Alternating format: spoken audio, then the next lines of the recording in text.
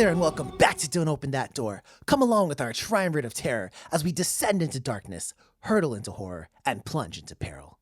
If you've ever been through an international haunting, you're in the right place. I'm Justin, and just shoutouts to Cabo Verde because I've never met anyone from there before. So it was really interesting thinking about that place. I'm Nico, and I'm just horsing around. Well, I'm Dan, and I'm a bird people. Oh, what are you going to make, bird people? Oh, no. Well, we're not doing our standard movie review today. We're actually doing something a little special. Dan, what are we doing today? What are we breaking down? Well, today we thought it'd be interesting to explore horrific folklore in different parts of the world. So we're going to talk, each of us has one little region, and we're going to talk about one piece of folklore. All right. Well, that makes sense to me. I think we should just dive straight into it. And Dan, you seem like you're prim, proper, and poised to get this underway. Yeah, so I looked into some of the Slavic folklores. And a quick bit of backstory before talking about the actual creature thing. But Slavic folklore, in my little bit of research, not, dissertation level or anything, but the Slavic folklore can vary a lot because of two things. One, there's not really any primary sources and it's not like well documented. Right. And two, it varies depending on the region and the people and everything like that. So it was, I don't quite want to say difficult, but sometimes it was a little bit of a challenge to find something and learn, and there's different variations of it and everything. But the creature that I looked into is called, or one of its names is Nav or Navi. The plural Navi. Listen. That's right. That's right. Little helpful little fairies. Quite the opposite, actually. But first, Nav is, or Navia, is actually also the name of the Slavic realm of the dead. So this creature takes its name from that. That's rad. Yeah. And Navi are said to be souls of the dead, unbaptized children. Sometimes they could also be dead children who are younger than 3 years old. So there's, two different things it could have been. But basically, they are black birds that have baby heads. The heads of human beings. I hate it. Yeah. Yeah. And in Slavic folklore, the souls of dead people, just in general, are taken by birds to the afterlife. So these are unbaptized children who, I guess, want to stay on Earth, maybe, and become birds with baby heads. Rip to everyone who wasn't baptized. You're destined to become the world's most annoying fucking thing ever. Yep. Can you imagine, waking up with one of those or even a flock of them outside your window? Hell Not no. the cheep, cheep, cheep, cheep, cheep, cheep. But I'm not even going to recreate such terrifying, horrible noises. I think Thank they you. actually are supposed to cry like babies. It's even worse. But they attack pregnant women and children. Well, that's a little fucked up. Yeah. And they also attack cattle and can steal cattle's milk. Makes sense. And sometimes it's said that they also steal the milk of pregnant ladies because they're babies and they want milk. Yeah. So, yeah, they're a little creepy. Just the whole image of these birds with human baby heads is pretty terrifying to me. Bro, so, you said steal, and here I am thinking, oh, he's gonna purloin some of the milkman's goods from the front doorstep, but no, what, can you imagine little Nope, Gerber I baby don't want head to. and, a peregrine falcon sticking out of its neck, or whatever the fuck, just, Nope. suckling on your teeth? Nope, no thank you. Hardest of passes. I mean, I could. Once again, Justin, what is wrong with you? But that's it for me. All right. So let's have a little bit of a discussion here. So first and foremost, have you ever heard of any mythology similar to that? Or is this kind of new? Bro, this sounds like something straight out of Final Fantasy, if Final Fantasy was written by, Adult Swim. I haven't really, but one thing it sort of reminded me of in a really weird way is the Mananananagal. Okay. Manananggal. Manananggal. Yes, that one. But it reminds me of that a little bit, just sort of like eating people. And sometimes I've read that Navi, there's a similar creature as well that can be the form of like beautiful young ladies, and they are also the souls of dead children, I think. So it kind of reminded me a little bit of Manananggal. For me, it kind of reminds me of, and this is what I got from playing The Witcher 3, but it's an actual thing from Slavic mythology called a Piranjek, which, Pranya, see? yeah, it's like a stillborn fetus. So not quite exactly the same thing as what you were talking about, Dan, but Mhm. they come back to life and they attack, and they're associated with pregnant women too. Yeah. So that's kind of interesting. It's kind of like a running theme. Yeah, it was interesting because when I was looking things up a lot, The Witcher actually has a ton of Yes. this kind of stuff. So like Striga or Leshy, I was thinking about doing a Leshy. Rusalkas, I think, were there as well. Mm-hmm. Not that there's anything wrong with that, but I was trying to find something that wasn't in a major video game. So Right. No, that's totally fair. That's totally fair. If you had to, and Dan, I'm going to direct this question to you now. If you had to put this creature into whether it be a video game, a book, or a movie, what genre of media do you think would allow this creature to thrive? If you were going to tell this story for the first time, how do you think it would be best shown to really gather interest in it? a few things actually come to mind. One, I feel like a horror short would be really Okay. cool. I also think sort of a video game, like a little like side creature in a video game or something would be really creepy, but also interesting. Not as like the main villain or something, but just like I don't know, A lackey or something. something, yeah, Honestly, or book. yeah. Honestly, there was an older PlayStation 3 game called Folklore. Game is so good. It is. I could totally see that being one of the creatures that just Yeah. pops up in there. So that's really, really cool. And I guess this one for me and Nico, having heard this myth now, on the general creepiness scale, where does this rank? And Dan, actually, you're included in this too. On the creepiness scale, how much does this freak you out from 1 to 10? 1 being kittens purring on a soft pillow, 10 being shoving a razor sharp cactus up your ass. Where does this land? I guess I'll start. I think this is in terms of creepiness and overall like scare factor, it's definitely unnerving. I'm gonna say a solid like 6.5, just because it's still kind of like, I don't know, a little silly having a baby's head on a bird. Okay, that's fair. I'm close by that. I give it a 7 out of 10 on the creepiness scale, just because it's creepy. Dead babies always scare me, but the visual of it being on the crow head and wailing is kind of funny. Yeah. Well, I'm with Nico, 6.5. The visual to me is actually really terrifying, but it's not. Particularly the stealing milk part. Yes, but it's not something that would like keep me up at night or like, a lot of folklore is, especially in Slavic folklore, was to like scare children or make you Yes. do like the right things or whatever. But this isn't one of those that's like, oh, don't forget to do your chores or the Navi is going to Or I'll come cut eat off you, your head and whatever. put it on a pigeon, laddie. Right. It's not like a Baba Yaga kind of tale or anything. So Mm-hmm. that knocks it down a little bit. But to me, just the visual of it is kind of creepy. Okay.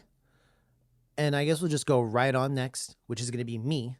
And my region was actually a country, Cabo Verde, also known as Cape Verde, if you know it either way. But I want to talk about a cryptid that's from the island, known as the Coacun Clune. So, the Coacun Clune is basically a really, really big aquatic creature that looks similar to a crocodile mixed with like a giant monitor lizard is the word. So, like a longer monitor lizard? Well, I mean, crocodiles have the scales and stuff, like the armor and all that. I mean, I jazz. guess, yeah. And also, I've seen some depictions of it with fins and Oof. a more aquatic looking tail, but those descriptions obviously vary. And it lives off the coast of the islands because, Cabo Verde is not just one island, it's a couple different islands. So it lives off the coast of those islands. Now, the interesting thing about it is, despite its aquatic nature, it still needs to breathe air. So the creature can often be seen breaching, coming up from the bottom to just jump up and get some air, and go back down again. Yeah, just so. It's quite big, a monstrous beast, in fact. Oh. Yeah, up to 20 feet long, 5 feet wide, and 3 feet tall while lying down. So it's a pretty chunky boy. Yeah, that's pretty chunky. God damn. He's thick. Reports of this creature go back hundreds of years, or even further back to those ancient days.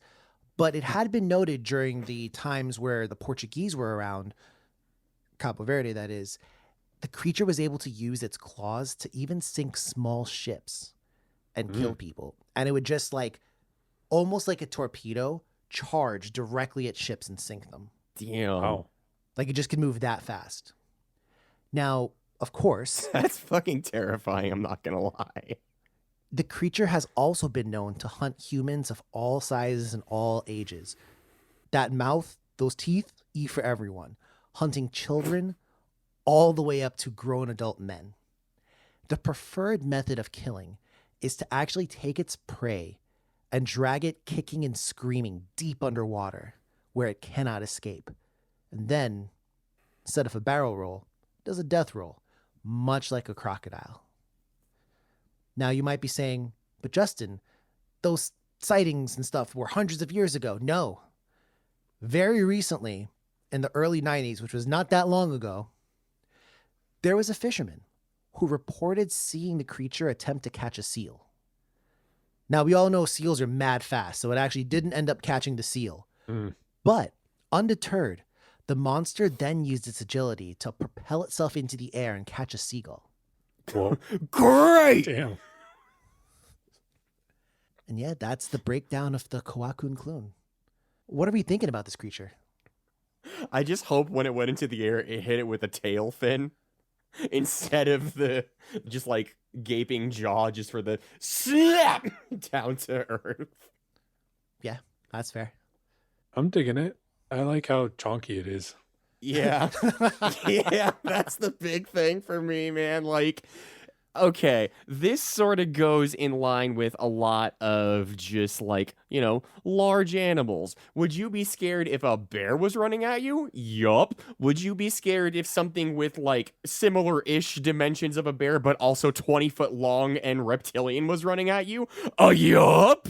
So, I mean, No, I agree. This is definitely one of those things that kind of falls into cryptid territory, I guess. But it could also be that this is just one of those explanations for, I don't know too much about the area, but I'm going to assume they actually have saltwater crocodiles there. So it could just be large saltwater crocodiles that they come up with these myths about, or other creatures as well. That's one big thing about cryptids and monsters generally described. They often turn out to be real life creatures or creatures that have gone extinct but used to exist. Because, we are finding creatures all the time now. And who knows what existed, a couple hundred years back, if those creatures might have actually existed or not. On the scary factor, from 1 to 10, where does this rank in terms of, ooh? so it's not creepy, but it's menacing. If I saw it at a distance, I'd be like, all right, I'm not going to fuck with this. And, if this showed up in the middle of my house, I would be like, well, damn, I didn't realize I had that much room in my house to accommodate such a beast, but I don't know how I'll deal with that either. So I guess for me, the terror is really to do with just the space that it occupies, and it's not IMO quite on the same level as the bear from Annihilation for me. So I'll put it at slightly higher than the last one, and I'll give it just a clean 7. All right. Dan, in terms of the creep factor, where is it at for you? Personally, it's not too creepy because it's a large crocodile, and I'm seeing crocodile. not I'm not familiar with them, but You've been to Florida, yeah.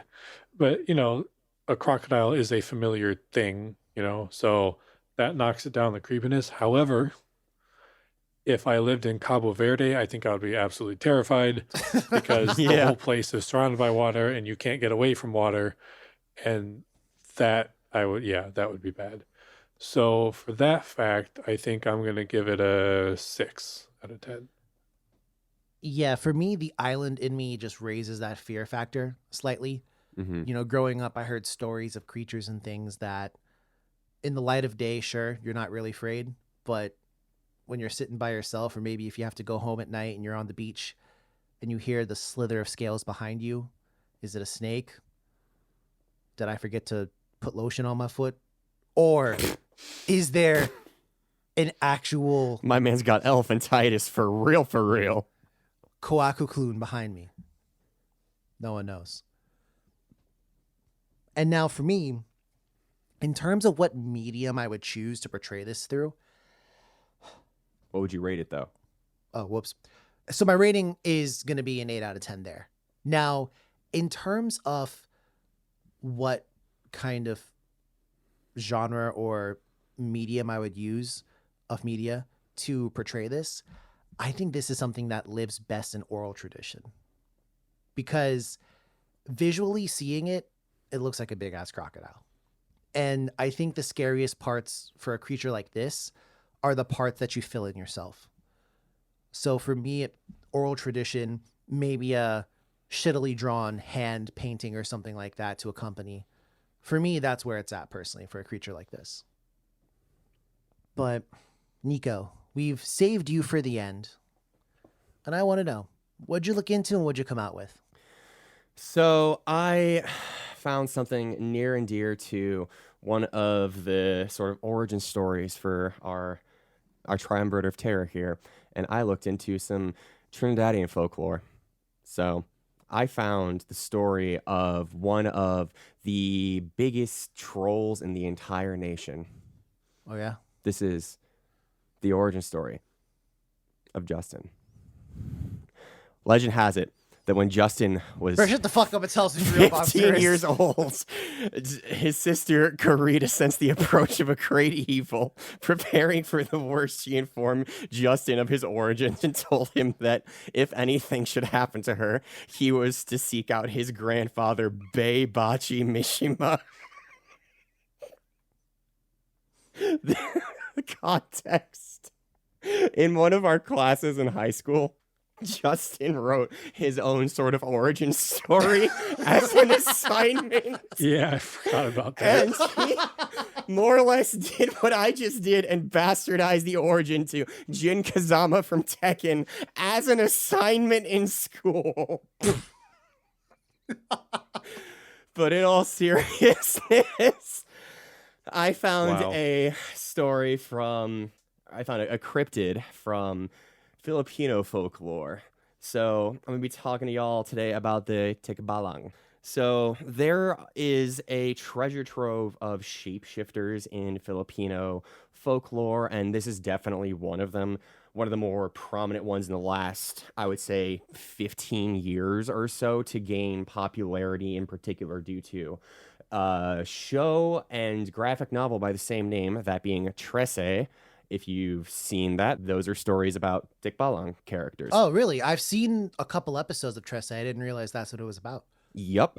And they are... A lot of Filipino folklore is... There's sort of like a divide between like what came before the Spanish conquistadors' arrival and like after, because a lot of the earlier sort of like stories were mostly like oral tradition, if I'm not mistaken. But the overall characteristics across time are mostly the same. In modern times, they look like basically BoJack Horseman, but buff as hell. Like Buff Jack Horseman. I'm not shitting you. There's a super muscular, like fucking diesel, fucking toned to the extreme humanoid figure, but then Hey, yo, he's not joking. Sorry. Yeah, Quick aside, he's not fucking around. I'm really not. And they have, the horse head, and in earlier traditions, they weren't as like Giga Chad. They were kind of more like elongated limbs and a really like little nugget body with a just very obtuse horse head coming out of the otherwise ruler-like frame, which the sort of evolution over time is kind of just hilarious to me there. But they were said to fuck with travelers a lot. And when you were entering a new town, you might see a tikbalang, and they are said to, like, their method of sort of offing their victims is, I'm sure there's just the good old, like, boop them on the head with a, like, fist or a large rock or something. But of note, one of the descriptions that I found that was really just titillating was they exhausted their prey until they died. Oh. So they just like fuck with you until you literally just can't move anymore and then you're dead. Like, what a fucking way to go. But they are, like I said, shapeshifters, and they will often portray men, attractive men, but they can also be sort of like more tricksterly-ish, tricky, whatever words, and appear like an old man. They could appear like a young kid, but it is usually male-centric. Unlike the, as before mentioned, the Maranangal, which, while it does lean more towards feminine presenting characteristics, it does still do both across genders. I like that because, like, a lot of times shapeshifters are, you know, shift into like beautiful young women to lure the men or whatever. So it's cool that this is like still attractive, but like a male, because it, to me, that's different than a lot of cultures or a lot of ones. Men's rights, am I right, you liberal cucks? That's right. And like one of the portrayals, one of the ways they're portrayed is like Tigbalangs are strong as fuck. And so in Trece, both the graphic novel and the Netflix show from 2021, they're doing like superhero level stunts, and it's just like really cool, the just sheer displays of power that they're capable of. So I like the design personally. I mean, this shit honestly straight up sounds like it ought to be in Persona. Yeah, real talk. Kind of beating yourself to your own next question there, but I definitely agree. I feel like it would be right at home in any of the Shin Megami Tensei games there. So Atlas, if you're listening. They are. So Dan, general thoughts about this creature, now that you've heard about it. I like the uniqueness, at least from my personal experience with different cultures and folklores and stuff. Filipino folklore isn't something that I know a lot about. So that was really cool. Like, again, I think the sort of flipping it to male was really interesting to me. I don't know that I find it super scary or super creepy. Sure. But it's cool. Yeah, and just on that scary scale for you, where's it at? I'm going to say like a 4. I think that the older description of it, not Giga Chad one, would be like pretty scary. But I don't know. I think exhausting myself to death, while in real life would really suck, isn't like something of my nightmares. Yeah. Agreed. And I think this is a 5 for me on the scary scale for a lot of the reasons that Dan said. Especially like if a Giga Chad horse just like kind of comes up to me, I'm gonna be like, bro, Fucking fist bump. trying to flex. What up? Hey, yo, you want to spot me right quick? Do a quick set? Yeah. But I will say it is cool. And I know that, Nico, you had to leave off a lot of shit because there's a lot of information about this kind of thing. It's cool. Like Dan said, it's cool to have something like this. You are right in that shapeshifters, although sometimes can be men, are predominantly women. So it's cool to see something like that. I will say, just when I was looking at the picture, because Nico made me want to see what that looked like, I saw just something really cool, which was if it was raining on a clear sky, there's like a saying that I guess a Tikbalang was going to be getting married. And then they had a note there that said that it was connected with a Spanish proverb that when there was rain on a sunny day, a witch was getting married, which is funny because, and they even say this in the Wikipedia piece, but they say many cultures have sayings in which a trickster figure gets married on a day where there's rain on like a sunny or clear day. And in Trinidad, there's a saying that when it's rain on a clear day or a sunny day, a monkey, like monkeys getting married, which It's funny how, by way of colonization, the same kind of myth or something can spread across the world, or like a similar saying. Yeah. Which is kind of crazy to think about. Now, Nico, for you yourself, where does this rank on the scary scale? Similar to y'all, I'm gonna give it like a 4. It's not super terrifying, but I think it would make for a really cool enemy in a game. Okay, that's fair. That's really fair. And now I want to take it to the what would you do? And a little bit of a twist here. We'll start with you, Dan. Dan, so you know your creature of choice, which is the one you researched. Mm-hmm. I want you to describe a quick scenario for either myself or Nico in which we are faced with the creature, and then we'll tell you how we get out of it. I've already got my solution. Oh, no. You probably know it. I know what it is. Oh, no. I don't know a situation. I mean, I feel like the Navi just kind of... Does? Yeah. All right. I mean, you're chilling outside on a beautiful day and a fucking bird with a baby head comes flying at you, crying and screaming and shit. What do you do? I'm gonna just kick it. Fair. Axe kick that motherfucker straight out the goddamn sky.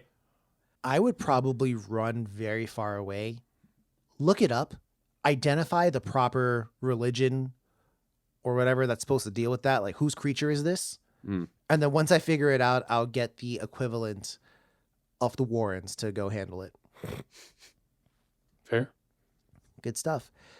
Now, Nico, similar concept. Why don't you go ahead and come up with a scenario in which, you know, Dan and I are faced with the Tikbalang. All right, I've got it. So you two are at the gym together. And Oh, no. It's chess day. And there's this old man who comes in, real like skeletal looking motherfucker, but just he goes up right next to the two of you and like matches your exact set, but with more weight the entire time. Hey, yo, why is he trying to do that? And then inevitably, like, I think one of the two of you get a little bit frustrated and he just like morphs into Giga Chad, fucking Kentucky Preakness, Bojack, whatever the fuck. Like, what do y'all do? Honestly, I feel like I would be kind of amused at getting whooped by this old kind of frail dude. And then once he turns into the proper Giga Chad horse, I try my best, but I probably show it some respect. Like, all right, bro, you got it. You got it. I think I would... I don't know what the fuck I would do if that horse just showed up at a gym. I would fist bump it. I don't know. Just, hey, you got this, bro. I really don't know. Like, he starts like actually putting some weight on the bar and you're like, come on, push, push. Like, hopefully if you help him lift weights, he's not going to fuck you up. Yeah. And I guess last but not least, we're going to take it to a creature feature now. So, Dan, you and Nico are spending some time on one of the islands of Cabo Verde, and you're staying in a more remote village with lots of waterways and access to the water, and villagers start dying because of, well, you guessed it, the creature of choice, the Kuakun Klun. So you got no choice but to defeat this creature so you can get home, because no one's coming to come get you right now. Why does this sound like a stage in Crash Bandicoot? Don't know. Dan, I'm gonna be honest, I think we're kind of fucked. You wouldn't try to fight it? Oh, no, I mean, I would certainly try and find tools, but like, so like, what are we doing out there? Are we vacationing? Like, I don't think we're gonna find like hunting equipment. Being a red-blooded American, America, I would go get my gun. your gun. Oh, okay. And shoot it. All right. Bro, you better come fucking strapped, because, like, you know, tiny little revolver son ain't gonna do shit for that thing. I might have problems with TSA, but but this fucking crocodile dude ain't gonna fuck me up. True. Nico? I mean, shit. I would... This thing moves real fast, yeah? In the water, absolutely, yes. Okay, cool. So I'm not getting in the fucking water. That's for goddamn certain. I don't know. I would probably, like, try and sneak up on some place where, like, I know it's been eating recently, or like if there is, because this thing is like omnivorous, I imagine. Yeah, I would probably try and like poison its food or some shit. Yeah, you could probably do that. Yeah, so I would just like concoct some sort of bleach based mixture and just like douse the food with it. Hold up, would you concoct or would you connoct? I would concoct Concoct. because I am me, not you. And thank God for that. See, that was the one where y'all really needed my help. I would fight a jungle creature. No, bro, you would be the thing. What? You would be the thing. We would be like dodging over like lunch tables in a cafeteria, and there would be this big Donkey Kong Country looking motherfucker just barreling down the causeway going, "Bring up yourself! Bring up yourself!" Wow. Okay. All right. Nothing I could say about that. You're not wrong. You are not wrong. Well, we'll wrap this up now. And I'll just say, of the 3 myths you've heard today, what's your favorite and why? Which one appeals to you the most? This is gonna sound kind of silly, but I like mine. Maybe Alright. it's just the bias if I picked it, but like I like shapeshifters as a thing, and I think whenever there's a shapeshifter like with a twist, that's always fun. And having this sort of be similar to, again, just an absolutely roided out BoJack Horseman, just I love it. That's fair. I'm also going to go with Giga Chad. Yeah, Horse Chad. That's fair. I was also going to go with Horse Chad. Not to beat a dead horse or anything, but, Well, you know. as soon as I saw the picture, that was sold, to be honest. Dan, have you seen the picture? Yeah, I looked it up too. Yeah. Dear listener, if you haven't, look at the picture. So from this grouping here, if you will, there's definitely a DOTD choice of myth that you should maybe investigate. So yeah, look into the Tikbalang when you get a chance. You might be interested. And I enjoyed this. I kind of want to do more. I enjoy looking at Definitely. different folklore from different regions, and I think it's really good. And you know what? We would love to hear folklore from where you're at. That's right. If you want to talk about anything we've mentioned on the podcast today, maybe we got something wrong and you know better, hit us up. We're on X and Instagram at DOTD Horror. Plus, you can check us on Facebook. That is Don't Open That Door. And you can check everything we've done on our website, which is dotdhorror.com. And when you do listen to an episode, drop a review. Give us some stars. It really does help us get the word around. It helps. But till next time, dear listener, try and learn local customs before you go to some place, because you might end up getting like beat the Sweet fuck up. fucking God, yeah. Yeah. Just try that first, please. Take care of one another. So if a foreigner does come to your country, maybe warn them about the big ass crocodile that's going to jump out of the water and eat them. If you're a white, loud American and you're in Japan, don't talk on the goddamn trains. There, I saved you one. That's right. Giant death dealing crocodile talking on the train. Same thing. Hey. But as always, dear listener, don't open that door. Bye.